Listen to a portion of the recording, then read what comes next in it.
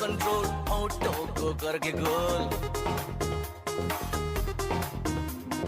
होठों को करके गोल, सीटी बजा के बोल,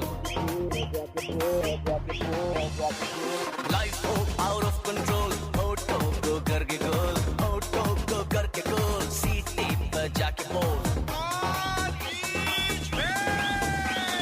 मुर्गी का जाने अंडे का क्या होगा, अरे लाइफ मिलेगी या तवे पे फ्राई होगा, कोई ना जाने अपना फ्यूचर क्या होगा। होठ घुमा सीटी बजा के बोल भैया।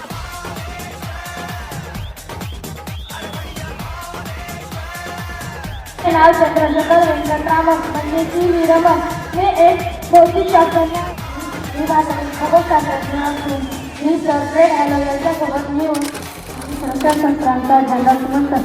रसायनशास्त्राप्रमाणे माझे अत्यंत प्रभावी आहे। भारतातील रायपूर येथे झाला मी जैवरासायनिक शास्त्रात संशोधन केले। एकोणीसशे साली डॉक्टर मिळवले।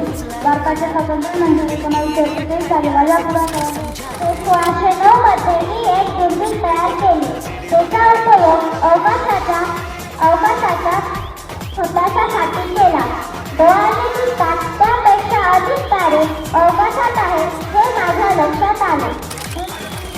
अंतराळ प्रक्षेपण व तंत्रज्ञानाच्या विकासावर केलेल्या कामामुळे मला भारताचे मिसाईल मॅन म्हणून ओळखले जाते। 1998 मध्ये भारताचे तज्ञ म्हणून ओळखला जातो। मी विद्युत चुंबकत्व या शाखेच्या पाया रचला। माझ्या या कार्यामुळे आज सर्वजण पाहता येथील पाहणारे 22 या वर्षी झाला। मी एक दोन देश शास्त्र आणि रसायनशास्त्रज्ञ म्हणून ओळखला जातो। मी जन्मदिन साजरी करत आहे। पण हे विज्ञान आहे काय? हे विज्ञान आलं कुठून जाणीवपूर्ण जग बदललं? चला तर मग जाणून घेऊ आमच्या आजच्या या नाटकातून। विज्ञान हो आलं जग कसं बदललं? विज्ञान हो आलं जग कसं बदललं? तर मित्रांनो, विज्ञान म्हणजे सायन्स। सायन्स हा शब्द सायन्टिया या लॅटिन शब्दावरून आला आहे, त्याचा अर्थ ज्ञान असा होतो। प्राचीन आणि मेसोपोटेमियामध्ये खगोलशास्त्र गणित आणि वैद्यकशास्त्राची विजय रोवली। भारतात इसवी सन 3000 पूर्वी सिंधू संस्कृतीच्या काळात विज्ञान व उपकरणांचा वापर सुरू झाला। विज्ञान हे वस्तुस्थितीवर आधारित आहे व त्यात प्रयोगांना महत्त्वाचे स्थान आहे, व्यक्तिगत मतांना नव्हे। नैसर्गिक घटनांमध्ये कार्य शोधणे आणि मानवी जीवन महत्त्वाचे करणे ही विज्ञानाच्या उत्पत्तीची मुख्य उद्दिष्टे आहेत। 17व्या शतकात वैज्ञानिक क्रांती झाली। त्यात गॅलिलिओ, न्यूटन आणि बेकन यासारख्या अनेक शास्त्रज्ञांनी प्रयोग आणि गणितांच्या आधारावर वैज्ञानिक पाया रचला। पण कसा बरं? लहानसं लेकरू खुदुखुदू असलं सफरचंद डोक्यावर पडलं, आमच्या येणा न्यूटन खायचं सोडून शोधच लावत आहे। पण काहींना त्यामागून विज्ञान माहितीच नाही। आता या बायका सुमित्रा, अगे सुमित्रा, आजकालच्या सुना पण ना काय सासूबाई असं कोण विचारत येतात। तुला किती वेळा सांगितलंय घराच्या दाराला लावलेली बिंदुलीची काढायची नाही म्हणून? अगे काय मला नको समजू। उद्या अमावस्या आहे, भूत आलं तर मला उचलून घेऊन गेलं तर नको बाई, राम राम राम। तुम्हाला ही सगळी अंधश्रद्धा आहे। पूर्वीचे लोक लिंबू मिरची यासाठी लावत कारण लिंबू मिरची सायट्रिक ऍसिड आणि व्हिटॅमिन सी असतं, त्यामुळे घरात कीटक शिरत नाही। आणि अमावस्येला रात्री लवकर अंधार पडतो, त्यामुळे घरात कीटक शिरतात आणि रोगराई पसरते। याचा विचार करूनच पूर्वीचे लोक दाराला लिंबू मिरची लावायचे। आता आई येतो ग।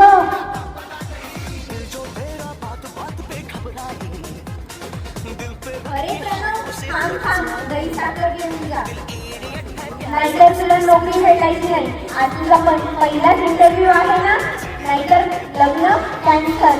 आजकाल पोरीच्या डिमांड लई वाढलंय। काय बाई टेन्शन असते, गाडी पाहिजे, घोडी पाहिजे, नोकरी पाहिजे, शेती पाहिजे, आमदार पाहिजे, कर्नल पाहिजे. असं आहे. भारत हा उष्ण हवामानाचा देश आहे. त्यामुळे गडी यंत्रणा थंड ठेवते आणि साखर शरीर सरकार ऊर्जा देते. त्यामुळे कामापटाचा बिझनेस करता येते. हे काम समजलं मला. त्या आजीबाईंना मला काल म्हणत होत्या सूर्यग्रहण आहे आज घराबाहेर का पडली. म्हणे ग्रहण लागल्यावर राहू टेकून सूर्याला गिळतात. त्यामुळे घराबाहेर पडल्यास किंवा जेवल्यास अपशकुन होते. अरे देवा, यांना कोण सांगणार. सूर्यग्रहणाच्या वेळी सूर्याचे अतिनील किरणे म्हणजेच UV रेची तीव्रता अधिक असते आणि पूर्वीच्या घराचे छप्पर कच्चे असायचे. ज्यामुळे या सूर्यप्रकाशाकडे बघितल्यास दृष्टीस त्रास होऊ शकतो व हा सूर्यप्रकाश अन्नावर पडल्यामुळे अन्नातील सूक्ष्मजीव सक्रिय होण्याची शक्यता असते. त्यामुळे पूर्वीचे लोक बाहेर जाण्यास टाळायचे आणि जेवण करण्यास मना करायचे. बरं चल, आपल्या बाबांच्या पतीलाही पर्यावरणाचे प्रदूषण औद्योगिकीकरणामुळे हवा, पाणी आणि ध्वनी प्रदूषण वाढले आहे. ज्यामुळे ग्लोबल वॉर्मिंग ही एक मोठी समस्या उद्भवत आहे. याचा उपाय म्हणून आपण प्लास्टिकचा वापर कमी करणे व सौर ऊर्जा आणि पवन ऊर्जा यासारख्या स्रोतांचा वापर करणे गरजेचे आहे.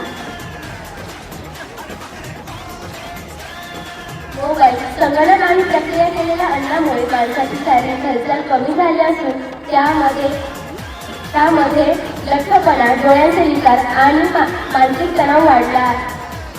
निरोगी राहण्यासाठी व्यायाम करणे, अन्नावर भर देणे गरजेचे. ऑटोमेशन आणि AI मुळे अनेक क्षेत्रातील मानवी कामाची जागा आता यंत्रांनी घेतली आहे.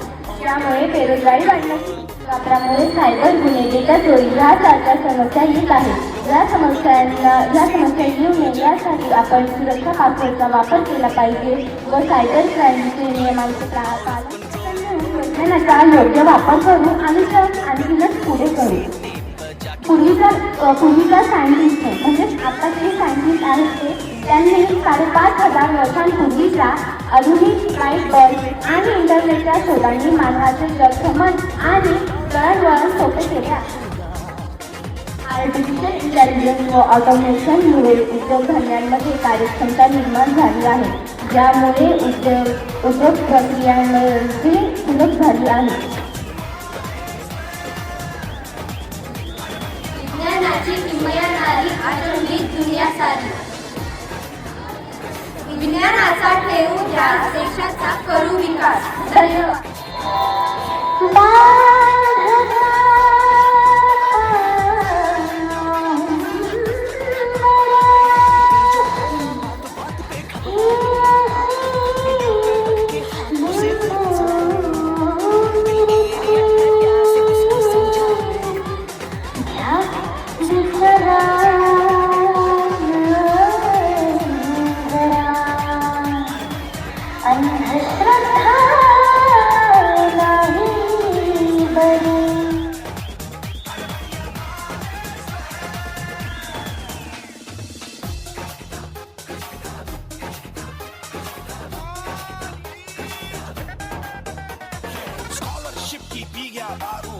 फिर भी मिटा नहीं, अगरबत्तियां राख हो गई, गौर तो फिर भी दिखा नहीं. बकरा क्या जाने उसकी जान का क्या होगा.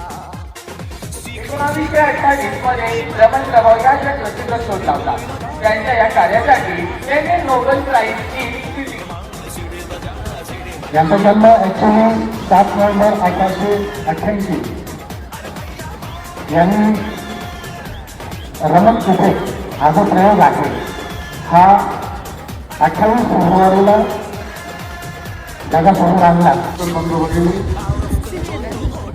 आज राष्ट्रीय विज्ञान दिन आहे हे आपण जाणलेलं आहे. विज्ञान काय असतं हे नाटकामधून गाण्यामधून आपण ऐकलेलं आहे.